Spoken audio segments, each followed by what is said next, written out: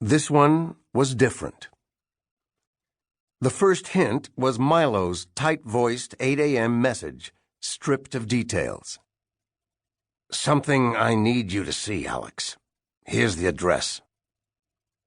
An hour later, I was showing ID to the uniform guarding the tape. He winced. "Up there, Doctor." Pointing to the second story of a sky-blue duplex trimmed in chocolate brown, he dropped a hand to his Sam Browne belt, as if ready for self-defense. Nice older building, the classic Cal Spanish architecture, but the color was wrong. So was the silence of the street, sawhorsed at both ends.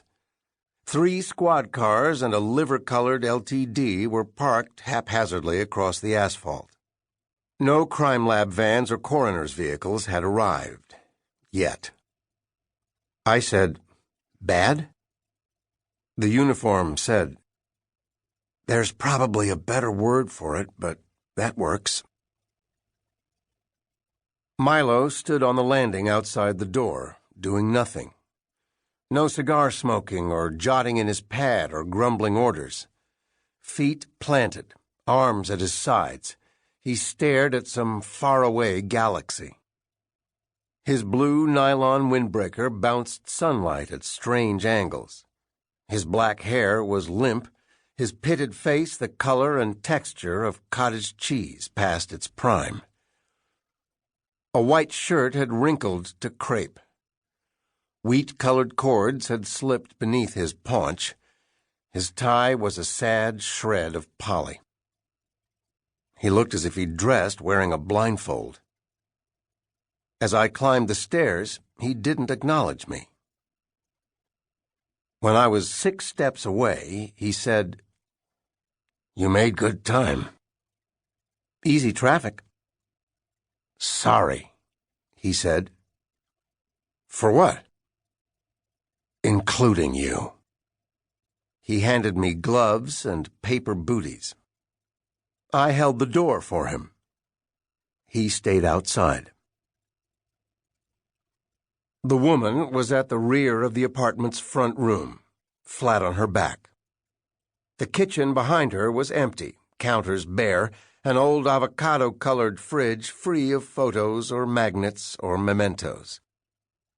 2 doors to the left were shut and yellow-taped.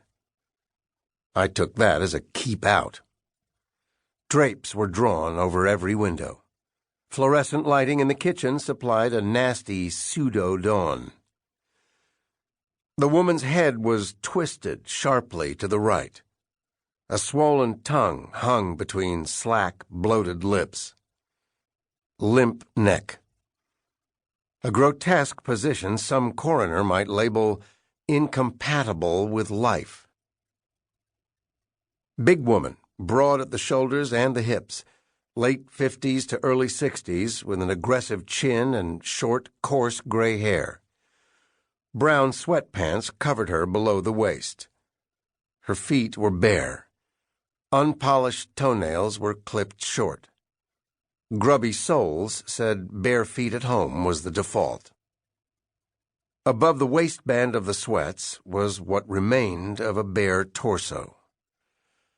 Her abdomen had been sliced horizontally below the navel in a crude approximation of a C-section. A vertical slit across the lateral incision at the center, creating a star-shaped wound. The damage brought to mind one of those hard rubber change purses that relies on surface tension to protect the goodies. Squeeze to create a stellate opening, then reach in and scoop. The yield from this receptacle was a necklace of intestines placed below the woman's neckline and arranged like a fashionista's puffy scarf.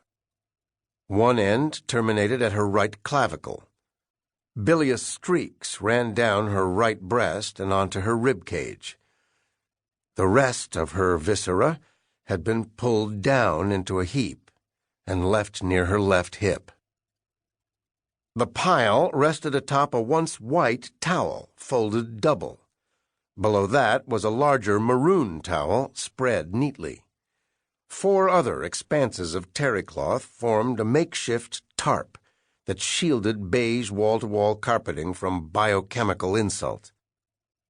The towels had been arranged precisely, edges overlapping evenly for about an inch.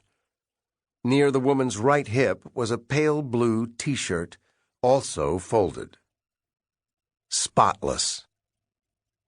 Doubling the white towel had succeeded in soaking up a good deal of body fluid, but some had leaked into the maroon underlayer. The smell would have been bad enough without the initial stages of decomp.